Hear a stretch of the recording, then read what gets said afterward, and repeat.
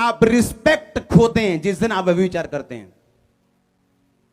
Second, आप value खोते हैं जिस दिन आप व्यभिचार करते हैं। तीसरा, आप स्पीड खोते हैं जिस दिन आप व्यभिचार करते हैं। चौथा, आप डिवाइन हेल्प खोते हैं जिस दिन आप व्यभिचार करते हैं। वो व्यक्ति जो व्यभिचारी किसी भी हाई पोजीशन पे क्यों ना हो, उसको रिस्पेक्ट कभी नहीं मिल सकती, उसको वैल्यू कभी नहीं मिल सकती, उसकी लाइफ में स्पीड कभी नहीं आ सकती। जब सैमसंग दलीला के साथ सो रहा था तो दलीला ने कहा, ए मुझको बता ना तू कैसे पकड़ा जा सकता है, तेरी स्ट्रेंथ का राज क्या है। आप समझो दिमाग से, एक बंदा जिसको पता हो कि ये लेडी बार बार मुझे बांध के लोग बुला लेती है, और फिर भी उसने अपना राज उसे बताया। सोचो उसके दिमाग का हाल क्या हुआ होगा। क्योंकि जब आप एक औरत के साथ सोते हो जो आपकी वाइफ नहीं है, आप सिर्फ फिजिकल रिलेशनशिप में नहीं हो, दुष्ट आत्माएं भी ट्रांसफर होती हैं आपके शरीर में। उसको मैंने बांधा, बता तेरी ताकत का राज। अच्छा तू अगर मुझे रुमाल मेरे जेब में डाल दे तो मैं बंध जाऊंगा। मैंने डाल दिया और मैंने बुलाया, ओ आ जाओ भी, मैं पता कर लिया राज, आ जाओ सारे नु फाड़ लो। पर जैसे इसको पकड़ने लगे इसने कहा नहीं मैंने तो झूठ बोला है। तो क्या ये दूसरी बार मेरे को राज बताएगा? नहीं।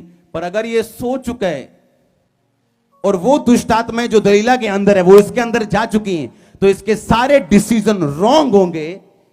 कितने मेरी बात समझ रहे हैं?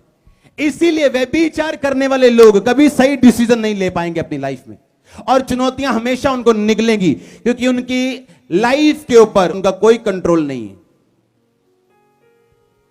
ऐसा क्या हो गया सुलेमान को कि सब कुछ देख के भी वो बिगड़ गया?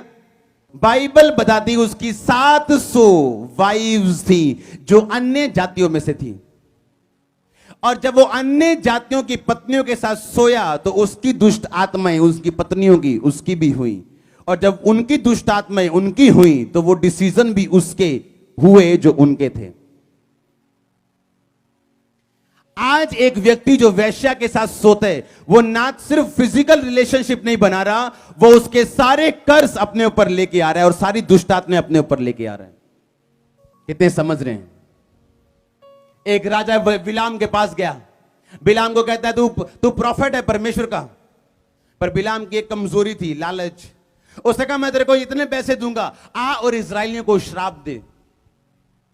इजराइलियों को बिलाम भी श्राप नहीं दे पाया। पता क्यों? उस टाइम के इजराइली पाप से दूर थे।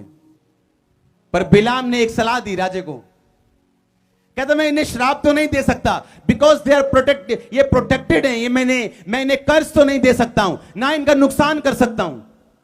पर मैं एक सलाह तुझको देना चाहता हूं, तू ऐसा कर, कुछ सुंदर लड़कियों को ले और इजराइलियों के बीच में भेज दे। तो राजा ने क्या किया? उसने सुंदर सुंदर लड़कियां इकट्ठी की, सबसे सुंदर, सबको इकट्ठा किया उसने, और सबको इकट्ठा करके इजराइलियों के बीच में भेज दिया। और इजराइली उन सुंदर लड़कियों को देख के लिखा व्यभिचार करने लगे। एक रात के अंदर 25,000 से ज्यादा इजरायली पुरुष मर गए थे उस दिन। जो एनिमी का श्राप नहीं कर पाया, जो एक प्रॉफिट का श्राप नहीं कर पाया, जो शैतान नहीं कर पाया, जो राजा नहीं कर पाया, वो एक पाप ने कर दिया जो बड़े बड़े काम राजा नहीं कर पाया। और जैसे ही उन औरतों को भेजा इजराइलियों के बीच में, इजराइली उनको देखा और व्यभिचार करने लगे। और बाइबल कहती ओवरनाइट, रात को 25,000 से ज्यादा लोग, ज्यादा इजरायली पुरुष एक ही रात में मरे थे परमेश्वर के क्रोध के कारण। शैतान गर्जने वाला शेर है, कुछ नहीं कर सकता हम जानते हैं, पर आपका पाप वो कर सकता है जो शैतान भी नहीं कर सकता। हालेलुया, जोर से बोलो हालेलुया, 7 बार बोलो हालेलुया, जोर से अपने हाथों को उठा के, जोर से। और ये पाप की ताकत फिनिश होगी।